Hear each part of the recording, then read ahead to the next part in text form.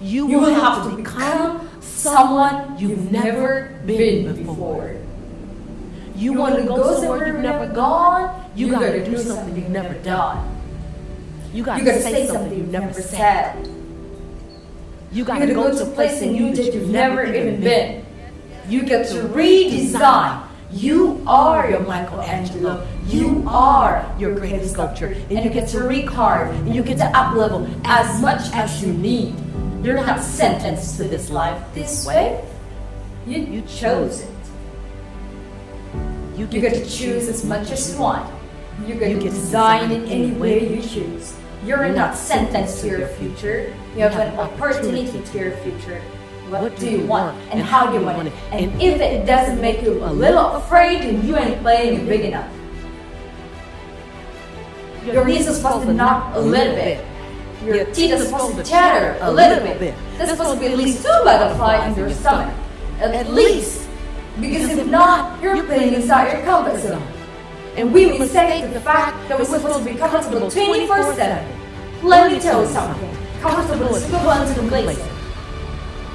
I'll choose inconvenience every day, any day, to make a difference in life.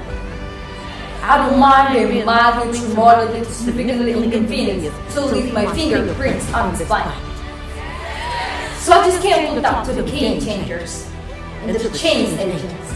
We're willing to confront any part of you that starts thinking to your madly, wildly amazing future.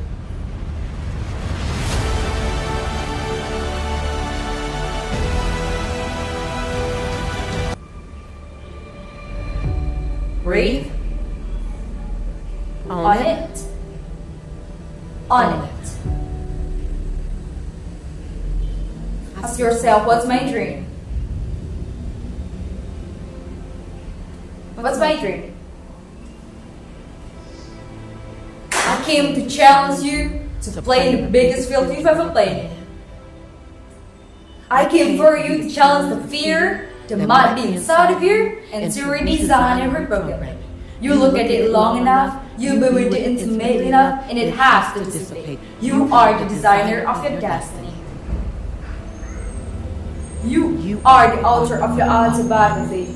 You write the story of your life. No one can write your financial story. No one can write your spiritual story. No one can write your emotional story but you. The pen has always been in your head. The pen has always been in your head. I say right so this is going to be damn good to read. Stand here in my greatness. I own my light. I own my brilliance. I'm bold. I'm courageous. I'm perfect in my imperfection. This is my time. This is my time. I'm proud enough. I'm old enough. I'm young enough. I'm experienced enough. I'm wise enough. I understand that I am enough. I stopped by to redefine fear. To redefine it. Because fear is an emotion like any other emotion. Fear is an emotion like love, like compassion. Fear is an emotion we just gave him more power. We just gave him more power. Compassion, that's not fear. Ooh. You make me give it a meaning. Some of you know, you've heard this before, that fear is false evidence appearing real. Now it's time to literally bioactive impact that fear has had on you. That fear no longer becomes your furnace. Fear becomes your fuel. Fear is that thing that pushes you forward. Fear is that thing that reminds you, oh, I need to go get more information. Oh, fear will keep you up at night suddenly. Fear will take you to coach your mentor. Fear will cause you to eat the slice of humble pie. Repeat after me. I am ready for my next best season. Because I know that I'm the author of my autobiography. I'm the designer of my own destiny. I'm writing my life story.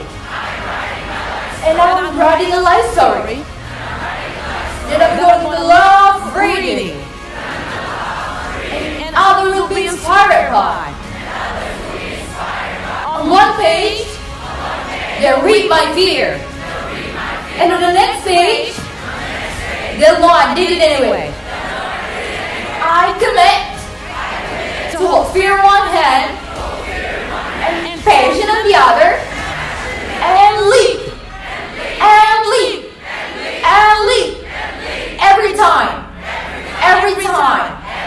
I ask that each of you hold me accountable to my contribution on this planet. Turn to someone and say, don't let me off the hook.